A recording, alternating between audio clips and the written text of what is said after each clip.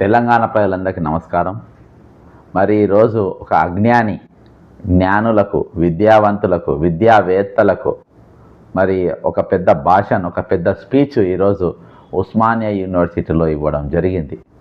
ఈరోజు పోలీసుల పహార మధ్య ఈరోజు ఉస్మానియా యూనివర్సిటీకి విచ్చేసి ఈరోజు అనేకమైన ప్రగల్భాలు, మొత్తం చేతగాని మాటలు, అన్ని అబద్ధాలు ఇష్టం వచ్చినట్టుగా ఈరోజు మాట్లాడడం జరిగింది.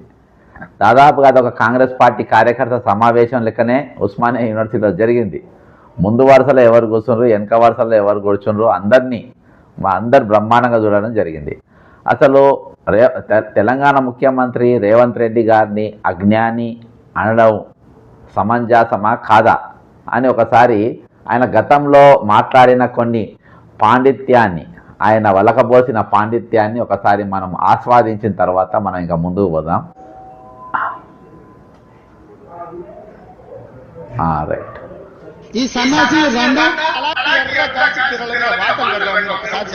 నీ ముద్దు మీద డ్రాయర్ కూడా ఉండదు, పీకడ మొదలు పెడితే బిడ్డ నడి బజార్లో ఉరి తీయాలా, 100 మీటర్ల గోతి నుంచి పాతి పెట్టాలన్నా ఒక్కనొక్కని పండబెట్టి తొక్కి పేరు తీసి మెడలేసుకొని ఊరేగుతాం బిడ్డ.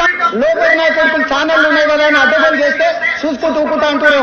పండబెట్టి తొక్కి పేగులు తీస్తే గాయర్ద కొడుకులు నొక్కనొక్కని. అట్లాంటి లప్పుడు నా కొడుకులకు నేను సమాధానం చెప్పను.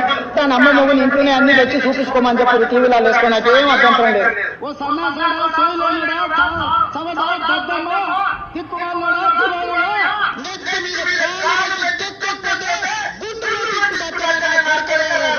అట్లనే తెలంగాణ ప్రజలు అడవి పందులకి అయ్యో అరే సన్నాసేడు కార్యకర్తలు వాళ్ళని పట్టుకొని యాప చెట్టు కట్టేసి లాగుల కొండలించి కొడుతానని చెప్పి పండబెట్టి తొక్కుతున్నా.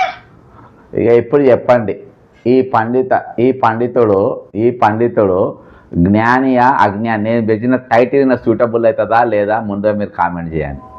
కింద ఇన్ని మాటలు మాట్లాడిన రేవంత్ రెడ్డి గారు జ్ఞాని అంటారా అజ్ఞాని అంటారా? మీరే డిసైడ్ చేయండి.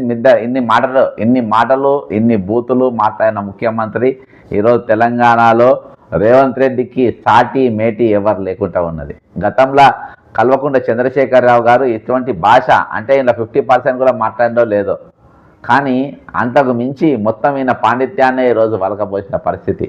కాబట్టి ఈరోజు ఉస్మానియా యూనివర్సిటీలో ఈ అజ్ఞాని పోయి అక్కడ ఉన్నటువంటి జ్ఞానవంతుల విజ్ఞానులకు ఏమని భాష మాట్లాడిండు, ఏం స్పీచ్ ఇచ్చిందనంటే ఒకసారి ఆయన పాయింట్ టు పాయింట్ నేను వివరించే ప్రయత్నం చేస్తా. ఆయన